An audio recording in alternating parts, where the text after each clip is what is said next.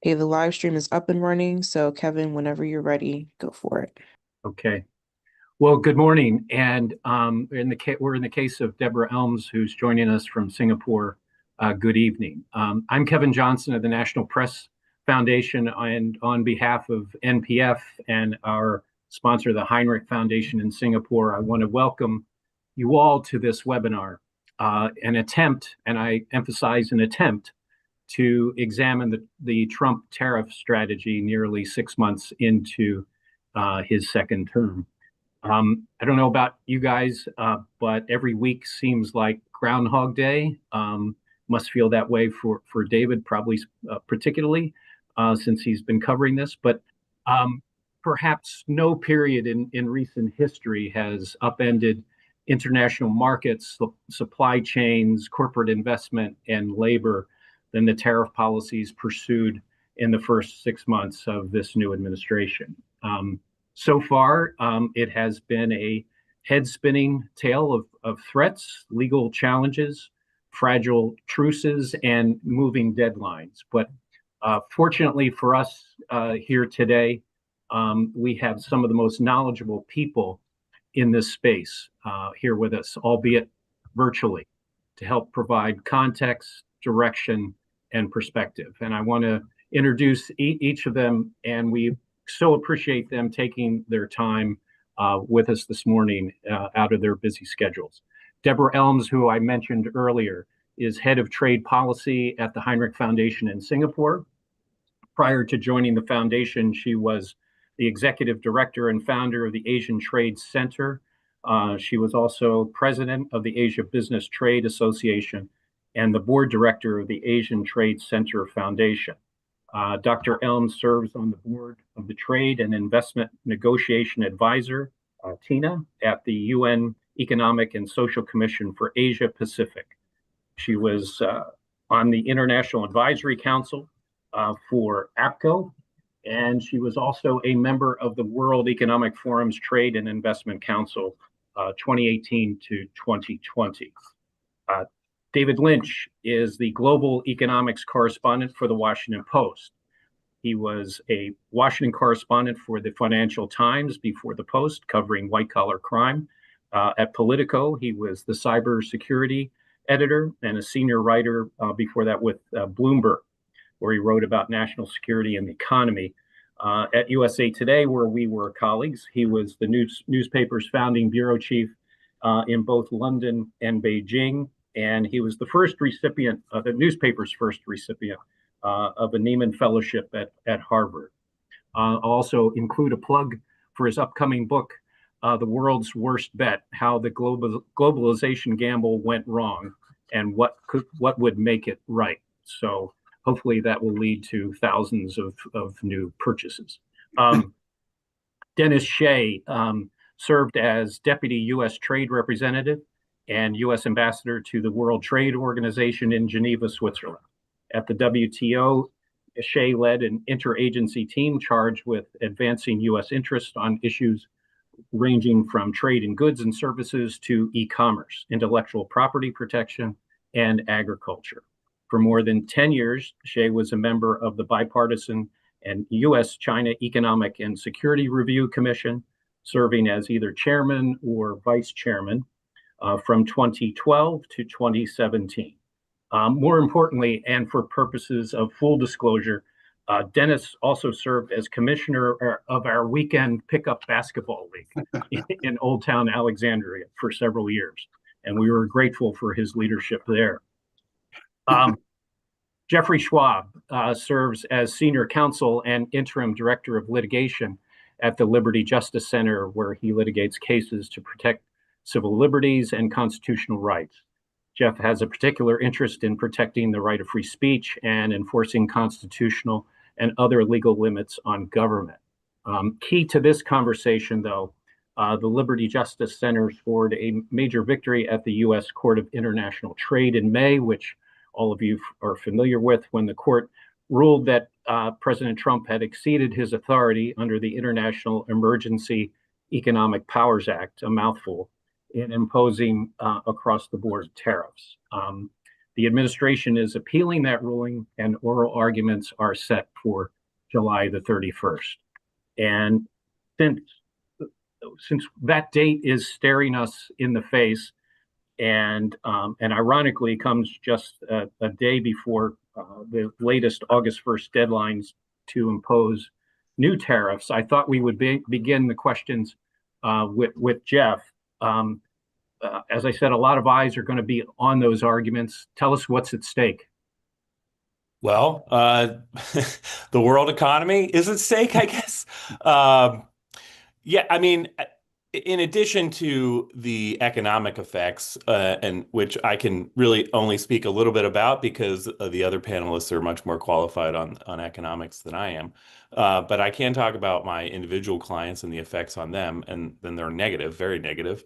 But the other important part about this case and this issue is that the president is asserting a vast amount of power, the power to tariff. Basically, he says he can impose tariffs on any country at any time, at any reason, at any rate that he wants. Um, the problem with that is that under our constitutional government, Congress is given the tariff power, not the president. And so the president only has the power that Congress has delegated to him. And the Congress has not delegated an unlimited power to tariff to the president.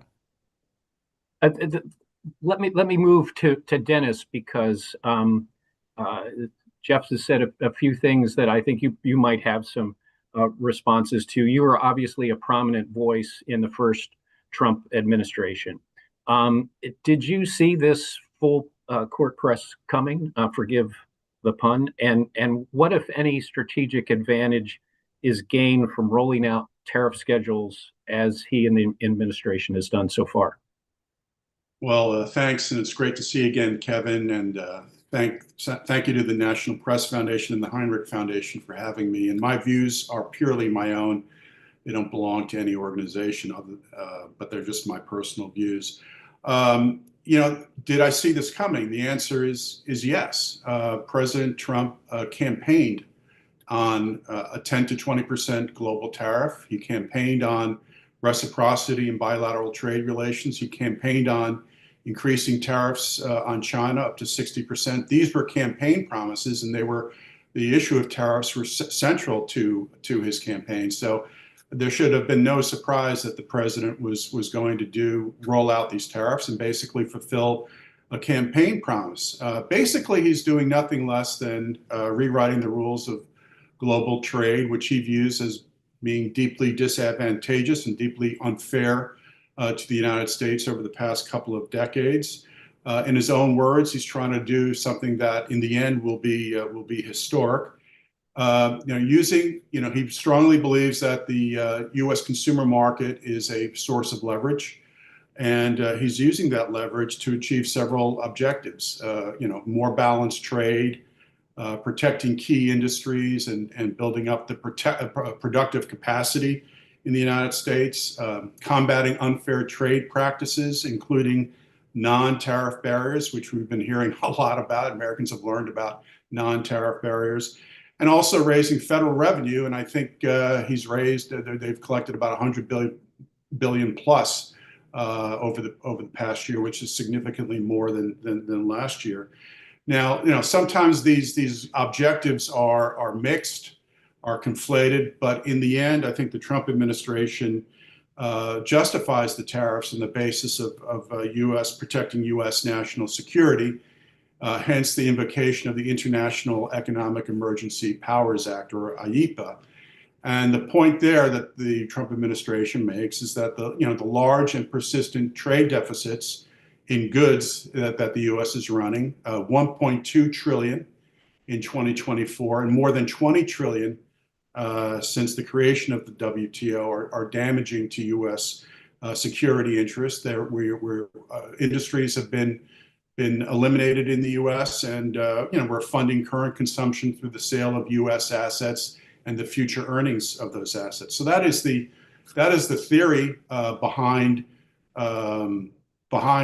what the Trump administration is doing. And it's no surprise. I mean, when you're trying to rewrite the rules of global trade, and you're starting in April with the Liberation Day tariffs, it's no surprise that it takes a while to get results. So we'll see how things unfold. I suspect between now and August 1st, we may see some framework agreements with some of the larger trading partners. I mean, in the letters that the president sent, he said, these are the deals. These, the rates will go up, the tariffs will go up effective August 2nd. So I think this is a play that is still unfolding, and we're perhaps in the early chapters of it. One of the things that he did recently, late last week, appeared to go beyond the effort to rebalance trade deficits when he acknowledged that the tariff threat against Brazil was linked to his political support for President Bolsonaro. And I guess this question is appropriate for Deborah. What message does it send to other countries that the U.S. is willing to use trade policy to inject itself into the domestic policies of another country? Well, I think it proves Dennis's point, which is that Trump is rewriting the rules of global trade and certainly rewriting the rules of U.S. trade, the way in which it's been practiced for decades. And I think he's been doing it in remarkably short order. And so one of the things that is so disorienting about Trump 2.0 is the speed with which we have had this tremendous amount of change in policy emanating out of Washington, but ultimately sort of, think of it as you throw a giant rock into a small pool and the waves start to go out and then they hit the edge and they come back again. And then others are throwing rocks in. And by the time you're done, half the water is out of the pool and everybody is wet. I think that's really where we're at right now, which is this sense of turbulence in trade and a lot of questions about where it's likely to head. I think the letters last week were another reminder of the differences between this administration and all previous administrations. And the letter to Brazil is a particularly stark reminder of just how different Trump's trade policy is from past administrations. I'm sure Jeffrey will have quite a bit to say about the legality of doing so, but I would just, at least at the opening stages, just note that this use of trade as a weapon is unusual, and particularly unusual for the US, and the use of tariffs as part of that weaponization of trade for non-trade purposes or non-economic purposes really does open up all kinds of challenges ahead. And so I think the sort of long and short of it, if we say, where are we 6 months in, we have had an unbelievable amount of trade disruption. And we are still waiting to see are those ripples in that pool going to ever calm down, or are we going to continue to have this, disordered amount of waves crashing back and forth for an ongoing period of time? My suspicion, just to sort of jump to my conclusion, we will be drowning in the swimming pool for a very long time to come, because the waves themselves, the continuous throwing in of new rocks by Trump, and then the reaction of others is likely to keep going for as long as he stays in office. And circling to David, I was giving you a breather here since you've been filing every day. But Well, relaxed I've been since April 2nd. But your piece on Wall Street's reactions to these ever-changing policies was particularly interesting Sunday. The lead of the story was the stock market has learned to love Donald Trump's tariffs. That wasn't apparent after the first rollout. But how did that happen? And does that indicate that the markets don't believe that the president will follow through? Thanks, Kevin. I think Wall Street has cycled through a number of different stances on the president's trade policy. I think initially institutional investors told themselves a story that was quite comforting, that the president really didn't mean what he was saying on the campaign trail that Jeff alluded to about these high tariffs, and that actually what the investment and business community would get from the administration would be tax cuts and deregulation, and not so much action on tariffs. And pardon me, within hours of being sworn in, January 20th, the president began proving them wrong and began talking about and threatening and in some cases imposing new tariffs. And it became quite clear over the ensuing weeks that Donald Trump meant every word he said on the campaign trail. And probably after a decade now of watching him on the political stage, we shouldn't have been as surprised as some people were. And certainly after the rollout of what the president called the reciprocal tariffs on April 2nd, stocks took a plunge. I think they were down double digits. I believe it was 12% inside of a week. And unusually at the same time, bond prices also fell, which you wouldn't expect to see as investors flee stocks. They generally would rotate into bonds and push up those prices.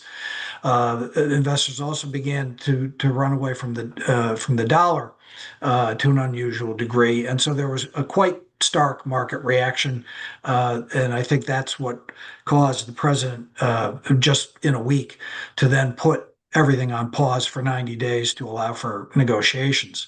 At this point, from the market perspective, and everything's relative compared to where we were at one point in April when the president had imposed tariffs of up to 145% on Chinese goods, which is effectively killing trade. That, as Scott Bessent said, that's effectively an embargo on trade. You can't. Nobody's going to buy a good from another country if you have to pay 1.5 times the price of the good to the government as a fee. But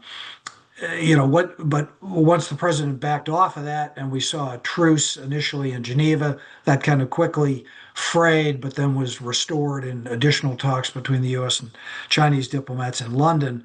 The situation now relative to how bad it was in April looks pretty good to investors, or has looked pretty good in the last few weeks. And so you've seen a quite remarkable rally. Stocks are up 25% or so from their low. The danger, as I said in the piece that you referred to, is that both sides of this equation sort of derive the wrong lessons from this recent experience. The president looks at the market often as a bit of a report card on his performance. He likes to see the market go up. No president likes to see it go down, of course. And the fact that the market has been going up can seem like vindication or validation of the policies that the president's been pursuing. That might, at the margin, make him less likely to back off the August 1st threats. We'll see about that. Likewise, investors may be learning the wrong lesson from what's been described as the so-called taco trade, or this was coined by a Financial Times columnist, stands for Trump always chickens out. I don't think he does always chicken out.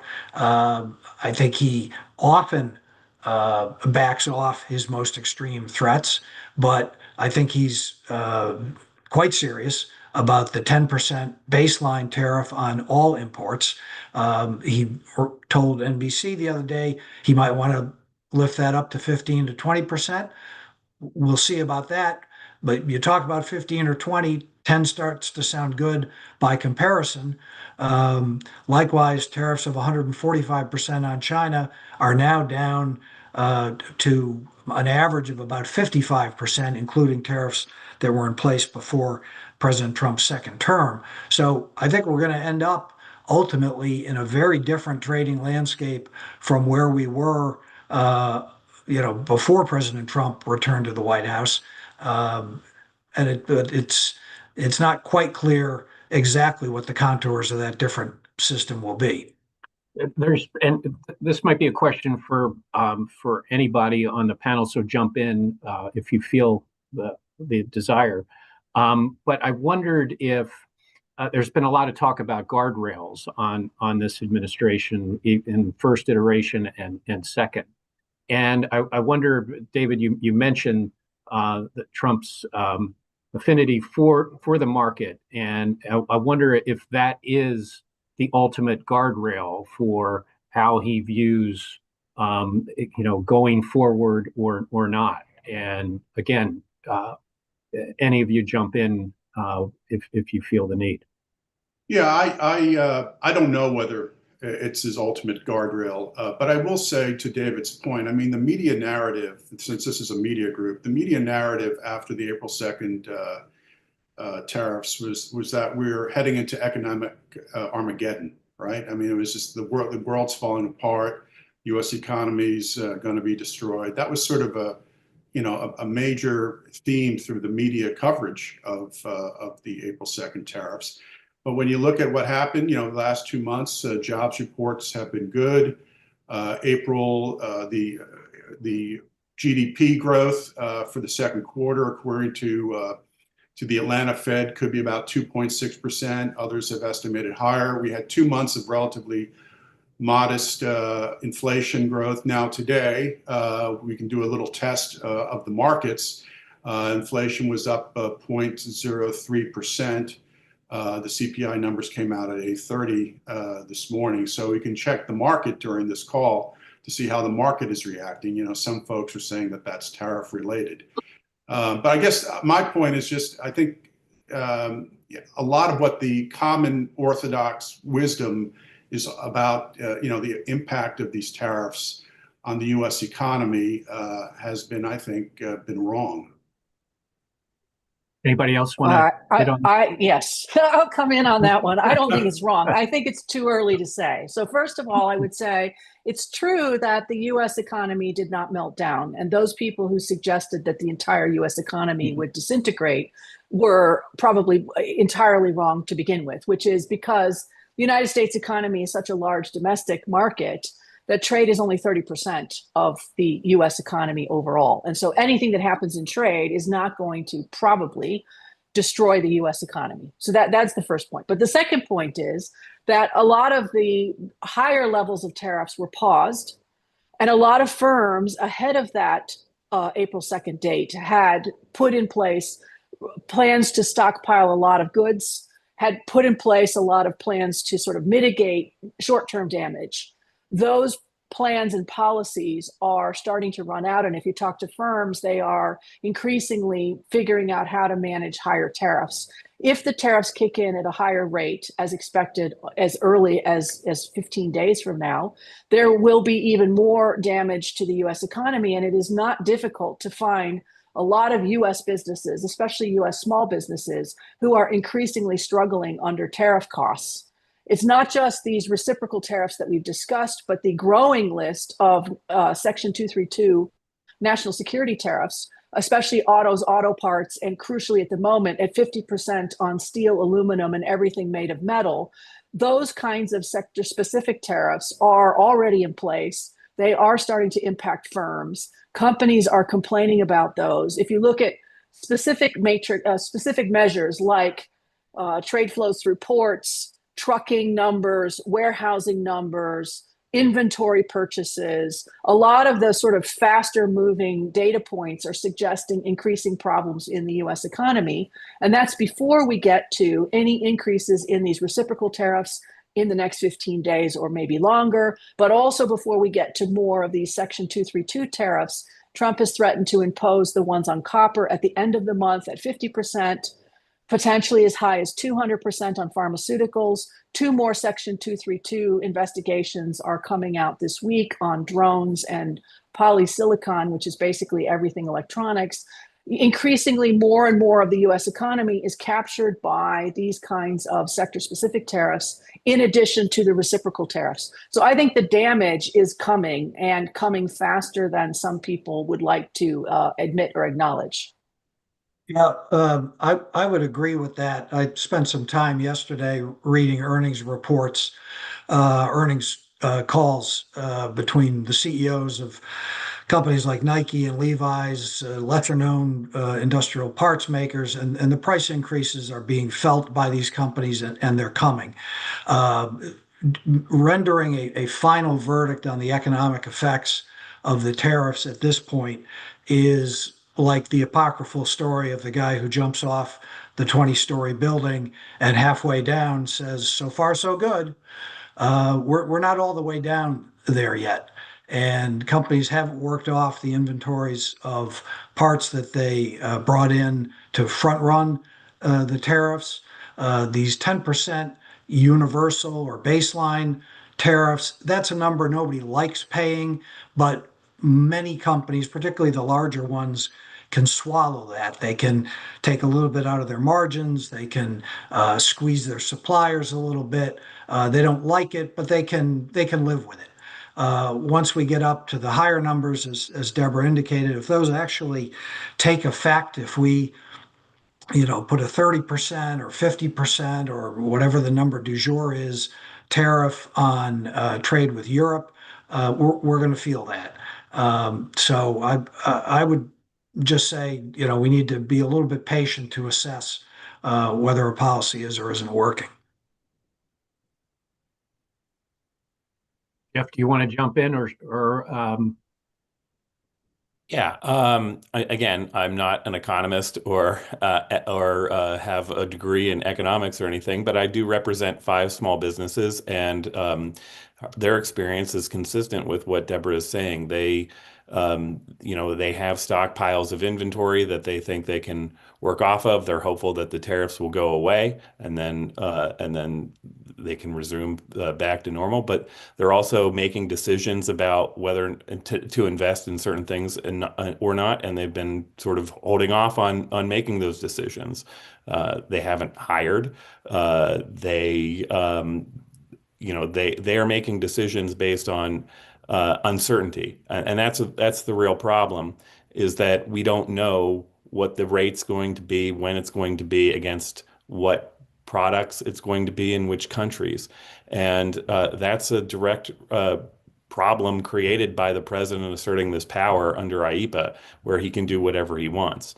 If he was limited to the actual statutes that delegate power to the president to impose tariffs, which have more restrictions and limits, then I think there would be less uncertainty, and particularly for my clients and other small businesses, I think they would feel a little more secure, even if they weren't 100% on board with the tariff rates.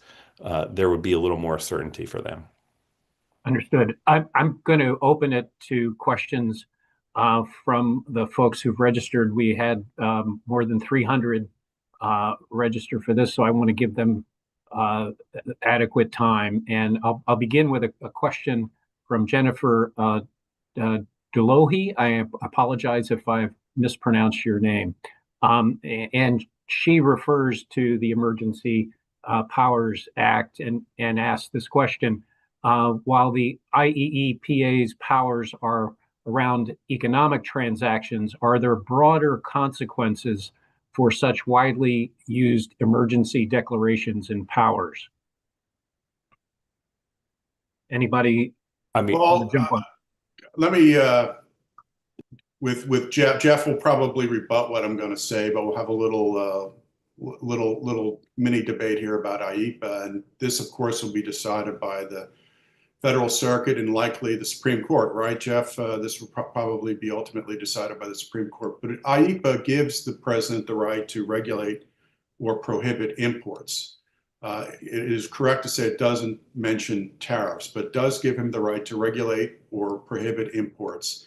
It also, that language is taken from the Trading with the Enemies Act, which was a predecessor statute, which was used to justify President Nixon's tariff or balance of 10% charge to balance payments back in 1974. So it's importing that language from the Trading with the Enemies Act. There is a mechanism for Congress to terminate the national emergency, which is a predicate for the the declaration of the national emergency, which is a predicate for the invocation of powers under IEPA. The Congress can issue a joint resolution of disapproval of the declaration of the emergency. The Senate passed one with respect to fentanyl in Canada, the fentanyl tariffs in Canada. Obviously didn't make it in the House, but the notion that Congress is sort of can't do anything here, I think is wrong. Congress has the right. Congress can amend IEPA. Congress can pass this resolution of disapproval. So I think this will be all hashed out, obviously in the Federal Circuit and before the Supreme Court. And I'd ask Jeff, when do you think this will be resolved? There's a lot there, so I'll start with the last point, and that is that the Federal Court of Appeals has oral arguments scheduled for July 31st. They've had a very expedited briefing schedule in the case, so I wouldn't expect them to take too long to issue a decision. However, it is before the entire panel of all 11 Federal Circuit judges, so there will be probably things to negotiate and work out between and among those 11 judges. But I would expect them to issue a ruling probably within the month of August. And then, depending on that ruling, I would expect an immediate appeal to the Supreme Court by whoever loses. I don't know how long the Supreme Court would take.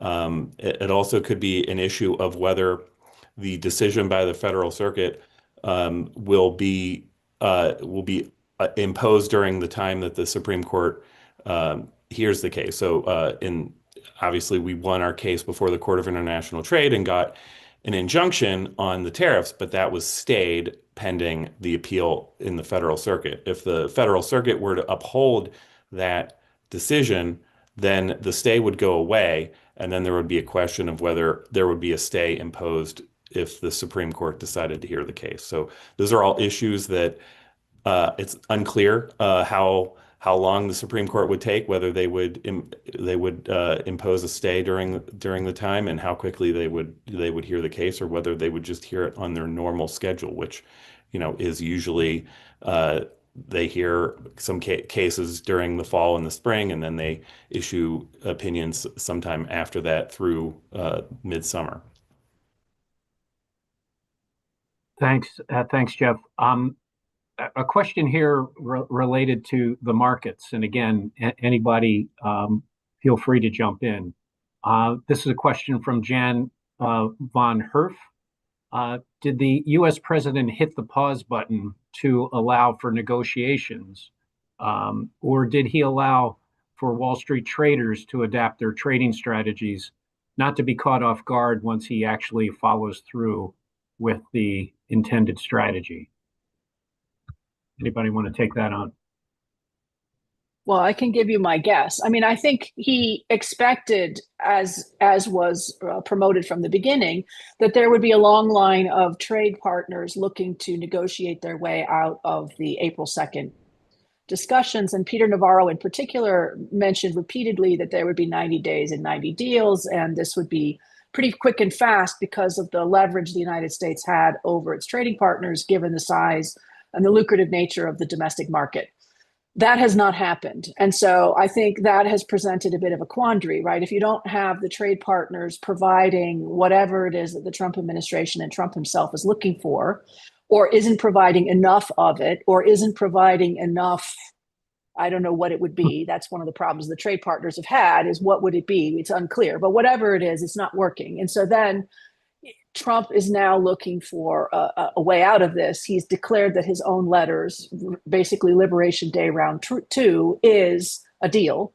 And so now the question, of course, for everybody is, well, is there any point in continuing to negotiate, or is this the deal? The deal is the deal, or the deal that we get, whatever it is, whether we negotiated our way there or whether we were handed it in a letter, is that the deal, or is that also going to be changed going forward? And I think to go back to the first question, sort of tie these two together, one of the challenges that I think trading partners are having is trying to figure out how seriously to take Trump and any agreement that may be reached And I think the use of IEPA and many of the language of national security in general is causing trade partners and also companies, who are the ones ultimately who do the trading, to be skeptical about Trump's longer intentions. And therefore, they are making decisions now based on the assumption that there may be tariffs in place for a very long period of time. They may be used under different justifications.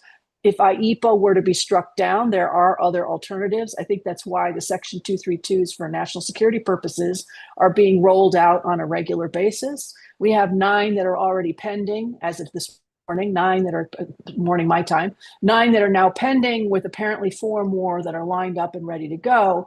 Those are covering broader and broader swaths of imports into the United States. And so I think this level of uncertainty is going to continue, but we do know that Trump likes tariffs, loves tariffs, and is likely to continue to discuss them for as long as he stays in office. I'll just add, to Deborah's point, I mean, there are numerous Section 232 investigations pending, and some of the investigations have been completed. But if perhaps the administration were to lose in the Supreme Court, which I'm very skeptical that they will, but who knows, there are other tools that the administration could use besides IEPA, obviously Section 232, but also Section 301 of the Trade Act, which comes out of USTR, which investigates unfair and discriminatory trade policies. Could use Section 122 of the 1974 Trade Act, which allows the president to impose for 5 months a 15% tariff. Could dust off Section 338 of the 1930 Tariff Act, which allows the president to impose tariffs up to 50% in response to discriminatory trading practices. So if IEPA goes away as a tool, there are other means by which the president could impose tariffs. A question on the national security provisions comes from Mara Lee, who asks, related to the 232 provisions, do we think that any of these reports will conclude that imports are not a danger to national security, or that the danger can be managed by monitoring rather than tariffs? No. That was me, Kevin. Oh. No, I could be proven wrong. Happy to be proven wrong. I'm frequently wrong. But I think the 232 investigations have begun with a pretty good idea of their eventual conclusion. Anybody I think else? like many things, you have to use quotations, investigations. I mean, if you look at the way in which these were framed, we are investigating the damage caused to the United States by blah, blah, blah for national security, and the intersection between foreign imports, our U.S. domestic, whatever it is, capacity. And therefore, the report will look to see how much damage is being caused. So I think from the way they're structured at the beginning, it would be quite surprising if these 232s suddenly said, oh, guess what? Actually, there's no problem whatsoever. And actually, to get back to another question that someone asked, what is the process? Mm-hmm. Past processes for Section 232s was a fairly lengthy one, with long periods in which you had comment periods, you had opportunities to provide written comments, oral feedback, to respond to changes, potentially to discuss the list of whatever the affected sectors might be, to ask for exemptions from those if necessary. I mean, there was a whole complicated procedure, and it was lengthy. That has been shortened significantly under this administration. And so I think we should anticipate that some of those 232 cases that could have been recently launched could be implemented much faster. And that some of those cases, like someone mentioned lumber, but lumber, copper, pharmaceuticals, which could be anything health related, semiconductors, everything that uses a semiconductor, those could be quite quickly announced and then implemented almost immediately. So I think one of the things also causing heartburn for firms is trying to guess when those cases might be released, and then when they're released, how long will they have between the announcement of new tariffs coming and the imposition of such tariffs? Because under this Trump administration, this time, we've had announcements on a Friday to be collected on Tuesday. I mean, that is not a lot of time if you're a firm to try to figure out how to deal with these much higher tariff rates. This next question from Alexis Keenan is directed to the legal minds on the panel, and I would assume that means everybody, because all of you are dealing with legal questions of some sort of another on this issue. And Alexis asks, even if the Supreme Court takes up the IEEPA and rules against the Trump administration, there are other statutes that delegate tariff authority to the president, some unilaterally, some based on an agency investigation. If other authority is used by this administration to justify tariffs, do you see potential resulting court challenges that could extend beyond this administration? Since this is Well, I think the question is correct, that there are other tools the president can use other than IEEPA. With IEEPA, he just makes a determination, declares a national emergency, and then takes the action. As Deborah pointed out, Section 232 requires a Department of Commerce investigation, typically 270 days. USTR runs the Section 301 investigations, requires public input, often with public hearings and comments. I don't know how the process works under Section 122 or under the Tariff Act of 1930, but I mean, there are other, to answer the question, there are other tools available to the president if the administration were to lose the IEEPA case in the Supreme Court. I don't disagree with that. There are other tools. The problem for my clients and I think for other people is that what the president is saying under IEEPA is basically he has unlimited authority to impose tariffs because he can declare a national emergency over anything. And in fact, before the Court of International Trade, one of the judges asked the lawyer for the administration whether if there was a national peanut butter shortage, whether that could constitute an emergency. And then the lawyer said yes. So virtually anything could be an emergency. And also the administration argues that the courts can't second guess that declaration of emergency. So basically, he can declare an emergency, but nobody can say that it's not an emergency. So it could be anything. And according to the administration, the courts can't say that's actually not an emergency. That's a big problem if the president thinks that IEEPA is just a procedure where he can impose tariffs on anything for any reason.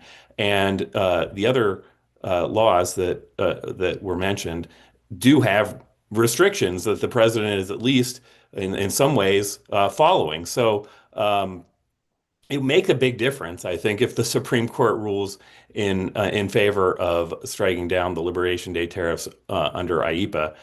It will at least slow the administration a little bit and make them follow channels that they aren't currently following.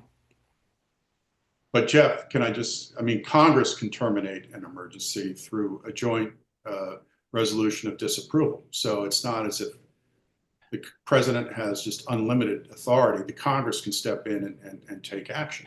Congress can step in and do anything, anytime, but they still have to go through the procedures, and that is that the president can veto that. So as long as Congress has a veto-proof majority, then it can do that, but it cannot do that. And in fact, that's actually an interesting point. Originally under IEEPA, there was a procedure where Congress could say that no, this isn't an emergency, and the president can't do this. But the Supreme Court struck down uh, these provisions where Congress can act unilaterally without the president Legislative veto. Yeah. legislative veto, and so that provision is not in the statute anymore, and that actually weakens the statute, at least from congressional perspective. And that, I think is all the more reason to be concerned about the administration's claim that they have essentially unlimited authority under IEPA. Well, again, Congress can terminate the national emergency, and in our system of government, if they do that, then the president can veto the joint resolution, and then it requires 2/3 of Congress. So that's the way our system is set up too. And so I don't think it's unlimited in that regard. And this national emergency is not about peanut butter. It's about a persistent and pervasive trade deficit that has lasted for 20 years or so. It's $20 trillion cumulative in goods since we joined the WTO. So that is the national emergency. It was $1.2 trillion last year. This is very harmful to the United States, as the Trump administration believes, is hollow out our industries, and we can't make certain things. When we had COVID, we didn't have any PPE because we didn't make it. There are numerous examples of things that we need. Rare earths is another one. I mean, we have rare earth. We need to make rare earths. So it's not about peanut butter. It's about these persistent and pervasive trade deficits. Can I make a point in response to that? Yeah, sure. Well, I mean, it is in a sense that if the president wins, then it can be peanut butter. It can be anything because that's the administration's claim. But in terms of whether it's an emergency, I think that, an emergency is something that comes up suddenly. And we've had trade deficits for basically my entire life. And also IEPA does have one other restriction on it, and that is that it has to be unusual and extraordinary. And I don't think that you could say that trade deficits, which have lasted for 50 years, we've had for 50 years, are unusual or extraordinary. So if those limits are imposed, then I think there's questions about whether the trade deficits can constitute an emergency or an unusual and extraordinary circumstance, as the president claims. This next question addresses the Armageddon-like result that Dennis said referred to earlier, that did not come to be, but asked this question: could countries realistically avoid trading with the U.S. and create their own non-U.S. trading supply chains? What would this look like, and what would be the economic impact to the U.S. and to the world? I assume that we're seeing it now. So we're already seeing firms who are pivoting. Remember, countries do not trade; it's companies that trade. So even if a government says we're going to do X or we're going to do Y, or we're not going to do X, we're not going to do Y, ultimately it's the firms on the ground that actually make these decisions. And firms on the ground are increasingly changing up their supply chains, their footprints. They're looking for alternative markets. They are reassessing their reliance on the U.S. as a final market or as an input for whatever it is they're producing. And there are increasing decisions being made by firms globally. I mean, I sit in Singapore, so I see this regularly, about how to reshuffle their supply chains. If this uncertainty continues, if these tariffs continue to escalate, then they will have to make different kinds of decisions about the future, even though the US has been a very large, stable, and lucrative market. And even though there will be consequences for a lot of firms from pivoting, either in whole or in part, away from the United States, the consequences of staying attached to the United States are also looking more and more grim. And so firms are increasingly looking to have different strategies. And one thing that I find particularly striking that I've been in Singapore now for 20 years, I've never heard before the last 6 weeks, firms who they were always talking about sort of an in China for China strategy, an in China for Asia strategy, or an in Asia for Asia strategy. But increasingly, even US multinationals are saying we need to have an in US for US strategy. And then, in Asia for Asia, or, in Europe for Europe. This is getting to be much more fragmented going forward than it was before. And I would just note on the in US for US, what's also striking to me is we don't hear in North America for North America. We now hear in US for US. So it's not about the North American markets coming together either. That is creating a lot of stresses and strains, as you might imagine, on the supply chains that have been built up over decades.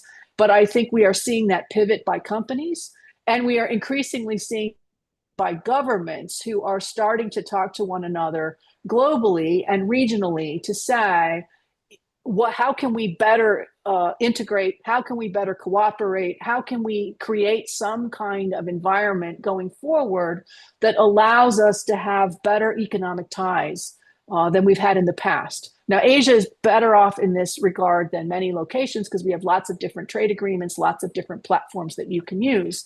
But I will say the pivot is not just within Asia for Asia. The pivot is increasingly, countries of the CPTPP, the Comprehensive and Progressive Trans-Pacific Partnership, talking to the European Union, the CPTPP dealing with the Southeast Asian nations. This kind of rebalancing of trade and economic ties is being accelerated, literally, I would argue, sort of week by week, as this administration goes forward with its sort of wrecking ball approach to the trading system.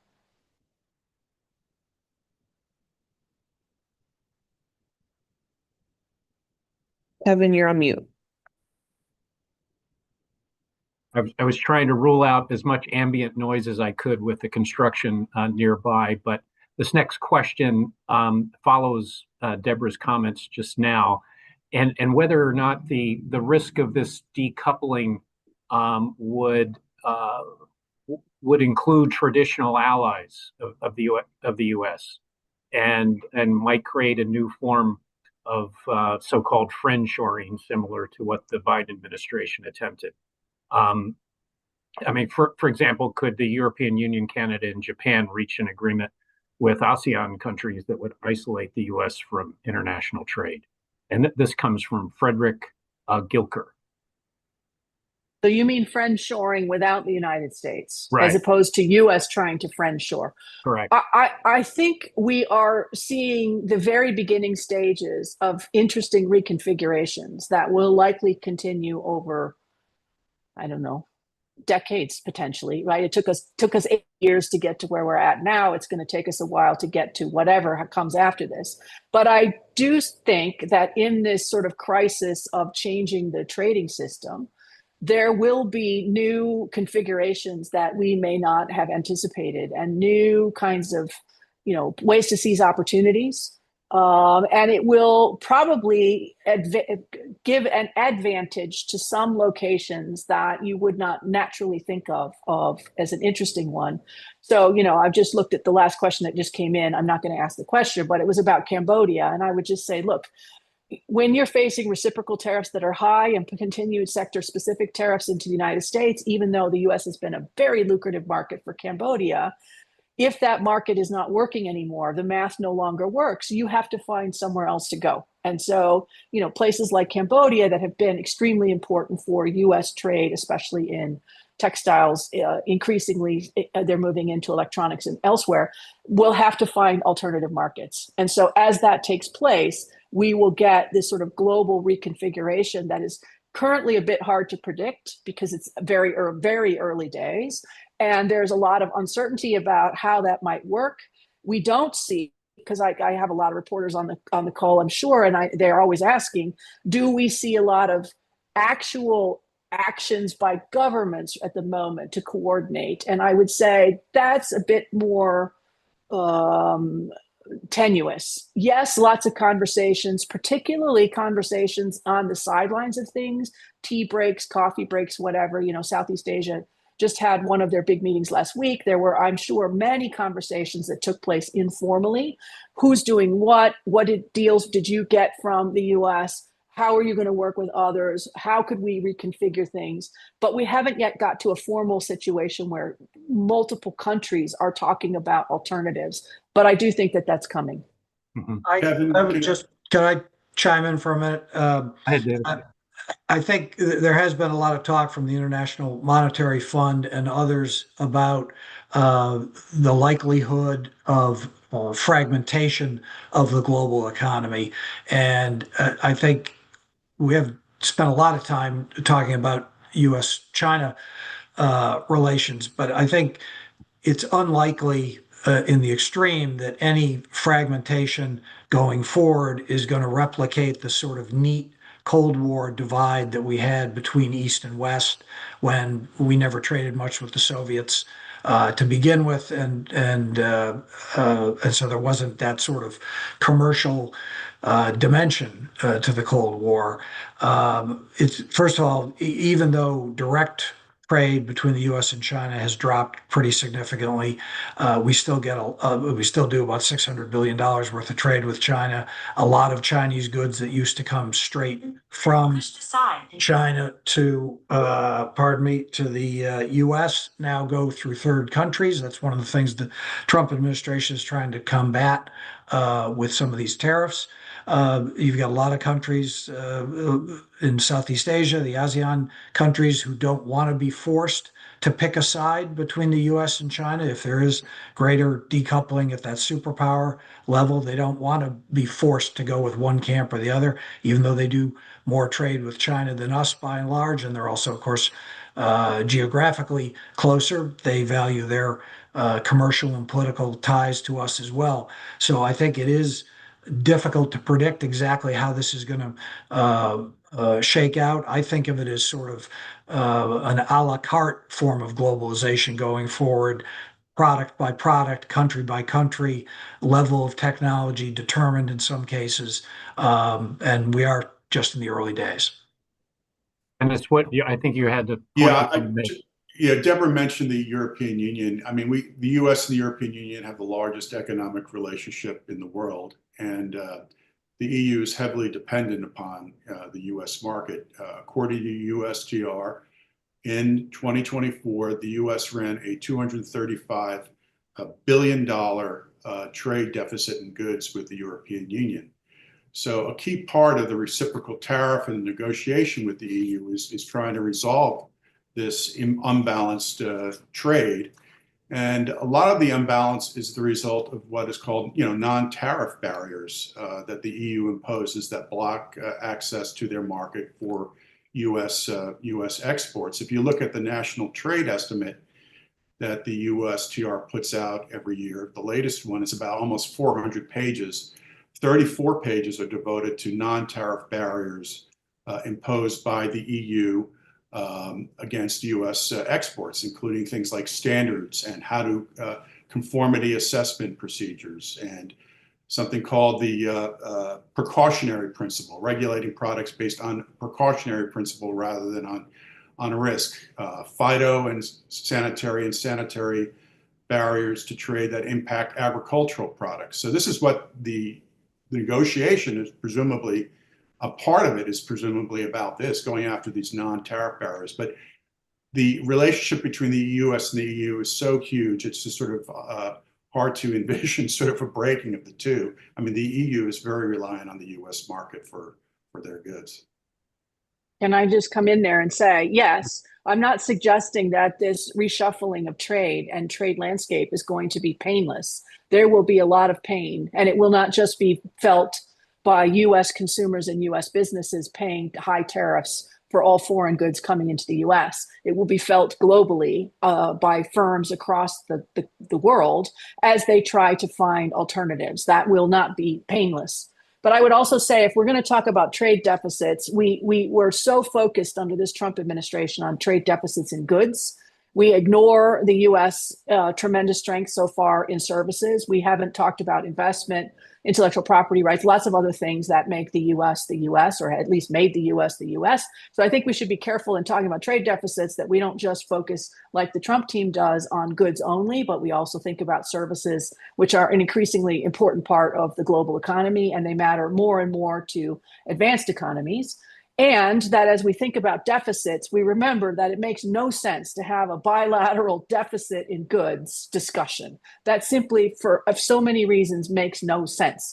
So we are trying to use a metric that is flawed from the beginning. We are using only half of the equation. And then we are creating policies based on a flawed metric, poorly designed, that doesn't capture an awful lot of trade flows. So it's no surprise, perhaps, that at the end of that, you get policies that are problematic, not just for the US, but problematic for the rest of the world. I think we have time for one last question, and we can do a quick run around the room. This comes from Frank Van Leeuwen. Again, apologies for any mispronunciation. It seems the Trump administration is using tariffs to try to force various industries to bring manufacturing back to the US. But manufacturing left because the cost of manufacturing is significantly cheaper abroad. What incentives is the Trump administration offering to reshore manufacturing? And are industries asking for these incentives to overcome the higher costs of manufacturing? If there are any examples out there to cite to help Frank. I think the administration the president has offered faster permitting and approvals of new projects. That's one incentive. The negative incentive, of course, is the tariffs. He says with every tariff proclamation, he says if you want to avoid these tariffs, of course, just put your production here in the United States. We are seeing some reshoring of manufacturing activity. The problem is it doesn't produce as many jobs as one might hope or expect. Manufacturing, like many other things, has become increasingly automated over time, more productive. So if a factory left, let's say in 2005, and took 2,000 jobs with it, and that work comes back home today, it won't bring 2,000 jobs. It might bring 200. Anybody else? That's a quick thought. Okay. Well, we have hit the mark at 10. I promised you it would be just the hour. But I want to offer my sincere appreciation for you all taking the time out of incredibly busy schedules to join us today to discuss this really important and ever-evolving topic. I'm sure we could go on for couple hours. But again, I wanted to thank you so much for joining us, and also for all of those who signed up and joined us here and offered their questions. Thanks so much for joining us. Thank you. Glad to do it.